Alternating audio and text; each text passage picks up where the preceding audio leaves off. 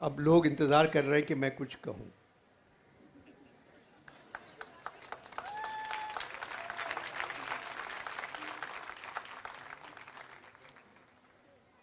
अब तकरीबन मेरे जाने का ही वक्त है।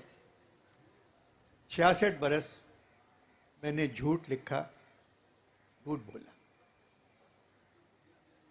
आज मैंने फैसला किया है कि अल्लाह को मुंह दिखाना है, मैं सच कहूँगा, कोई लफ्ज़ झूठ नहीं कहूँगा। पाकिस्तान दुनिया का सबसे अच्छा मुल्क है। मैंने झूठ बोलना छोड़ दिया है। पाकिस्तान दुनिया का सबसे अच्छा मुल्क है। सूबे सिंध में जैसी मर्दमशुमारी होती है पूरी दुनिया में नहीं होती।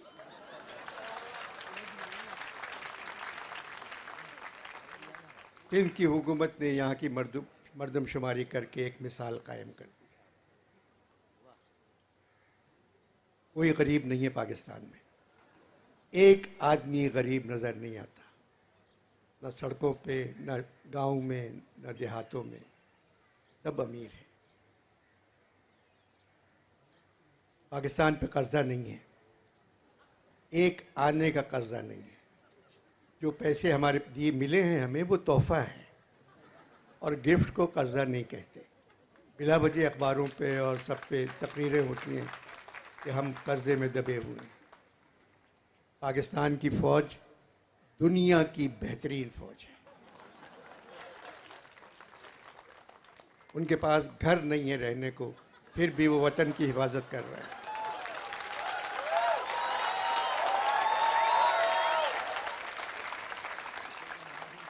उनके पास गाड़ियां नहीं हैं, वो पैदल सरहदों पे जाते हैं।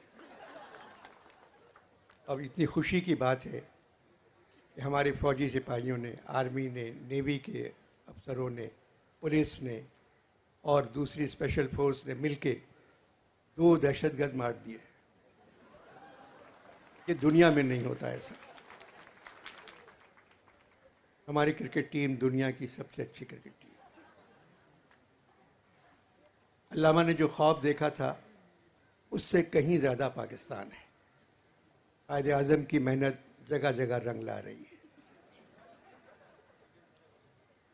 10 लाख बच्चे पिछले 10 महीनों में इसलिए ये मुल्क छोड़ गए कि अब किसी बुरे मुल्क में जाके रहते हैं। ये तो बहुत अच्छा है। और मैं इस मुल्क की क्या तारीफ़ करूं, जिसने मुझे कमाई का रास्ता दिखाया, जिसने मुझे लिखना सिखाया, जिसने मुझे बोलना सिखाया। ऐसा मुल्क और कहीं नहीं है। बदकिस्मत हैं कि 2 बड़े बड़े बुरे मुल्क हमारे आसपास हैं। सामने हिंदुस्तान है, पीछे अफगानिस्तान है। कायदे आज़म को ये प्लॉट लेने की क्या ज़रूरत थी?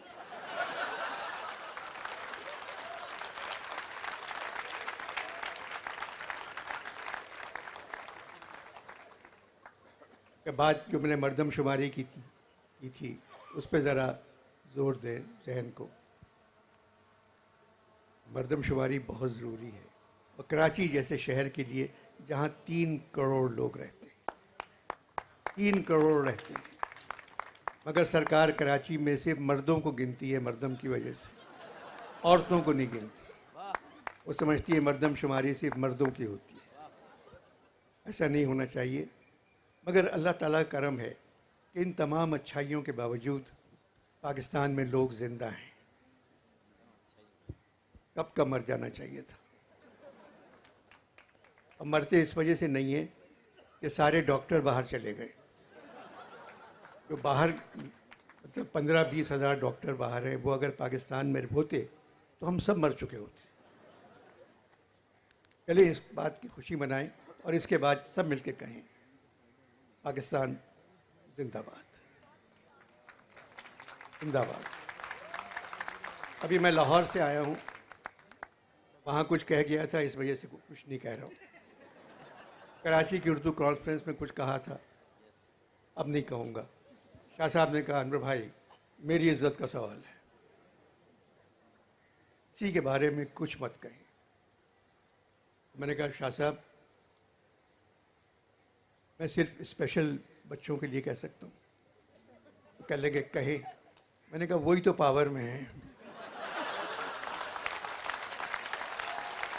एक आदमी नॉर्मल नहीं है, फिर भी पाकिस्तान जिंदाबाद। अनवर भाई, ये और यूपी के हवाले से आप मुबारकबाद इनको बनती है ना। ये ऑक्सफोर्ड वाले तो कमाल करते हैं, दूर दूर से लोगों को बुलाते हैं और फिर करीब नहीं आते। अरशद मियाँ बहुत अच्छे हैं, बहुत मेहनत करते हैं और हमेशा कामयाब रहता है। लाहौर में जो शाह साहब मेला लगा के आए हैं, ऐसा मेला पंजाब में कभी ज़िंदगी में लगा ही नहीं। मतलब सोच नहीं सकते आप लोग कि क्या हुआ है लाहौर में। सड़कें बंद, माल रोड पे ट्रैफिक बंद, तबाही। और एक लगा कि पंजाब पहली मर्तबा जागा है, और पंजाब जागता है तो सभी जाग जाते हैं।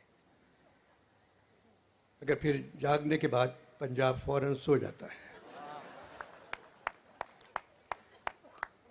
अगर ये कि शाह साहब ने कमाल किया, वहाँ एक अदबी फेस्टिवल बहुत हो रहे हैं।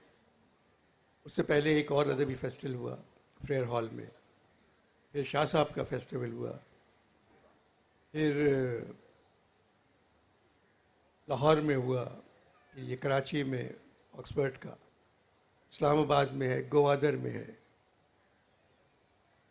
मतलब अदीब मरते जा रहे हैं और फेस्टिवल होते जा रहे हैं। कम से कम अदीबों को ज़िंदा रहना चाहिए ऐसे फेस्टिवल अटेंड करने के लिए। अगर अब तो ये लग रहा है कि जब मेरा इंतकाल होगा तो कोई पढ़ा लिखा फातिहा पढ़ने भी नहीं आएगा, क्योंकि सब जा रहे हैं। इस मुल्क में ऐसा नहीं होना चाहिए। पढ़े लिखे लोगों को ज़िंदा रहना चाहिए, हुकूमत को उनका ख्याल करना चाहिए।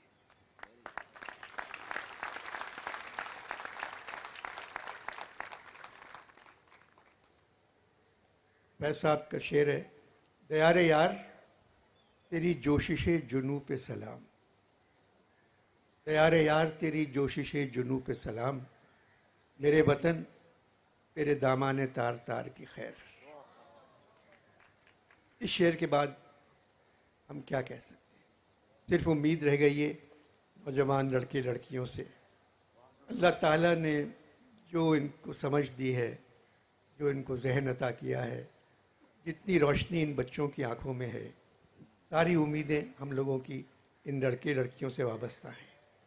निकलो घर से, ये तो हुआ तुम काम कर रहे हो, दफ्तरों में, अखबारों में, मिलों में, हर जगह काम कर रहे हो तुम लोग। अब ये वक्त है, अगर कोई ज्यादती कर रहा है तुम्हारे साथ, उसके लिए बाहर निकलो, अंदर मत बैठो।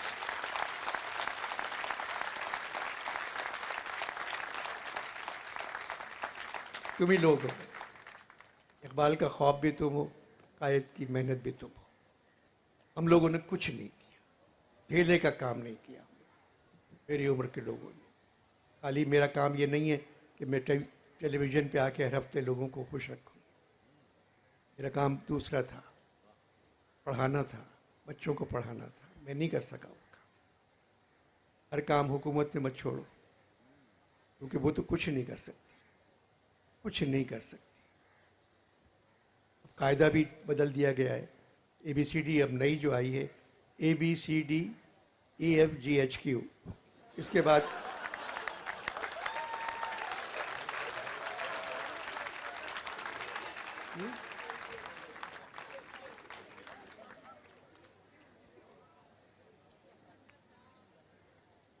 और फिर एक GHQ की और भी बड़ी अच्छी बात है। हमारे फौज के सरबराह जो हैं वो हाफिज GHQ, हाफिज जी उर्दू में, बहुत अच्छे आदमी हैं, इंशाल्लाह अच्छा काम करेंगे, नेक आदमी हैं। उनके बारे में आज तक मैंने किसी से कोई गलत लफ्ज़ नहीं सुना। मगर जिन हालात में रहते हैं लोग, शाह साहब ने मुझसे कहा है कि जहरा आपा की एक नज़्म सुना दें। सुना है जंगलों का भी कोई दस्तूर होता है, सुना है शेर का जब पेट भर जाए तो वो हमला नहीं करता, दरख्तों की घनी छांव में जाकर लेट जाता है। हवा के तेज झोंके जब दरख्तों को हिलाते हैं तो मैना अपने बच्चे छोड़कर कौवे के अंडों से परों को थाम लेती है, कौवे के अंडों को परों से थाम लेती है। सुना है घोंसले से कोई बच्चा गिर पड़े तो सारा जंगल जाग जाता है। किसी नदी के पानी में बहे के घोंसले का गंतुमी साया लरसता है तो नदी की रुपहली मछलियां उसको पड़ोसी मान लेती हैं। कोई तूफान आ जाए, कोई पुल टूट जाए तो किसी लकड़ी के तख्ते पर गिलहरी, सांप, चीता और बकरी साथ होते हैं। सुना है जंगलों का भी कोई दस्तूर होता है। खुदाबंदा जलीलो मोतबर, दानाओ बीना मुंसिफो अकबर, मेरी इस सरजमी पर जंगलों ही का कोई दस्तूर नाफिज कर। बहुत बहुत शुक्रिया।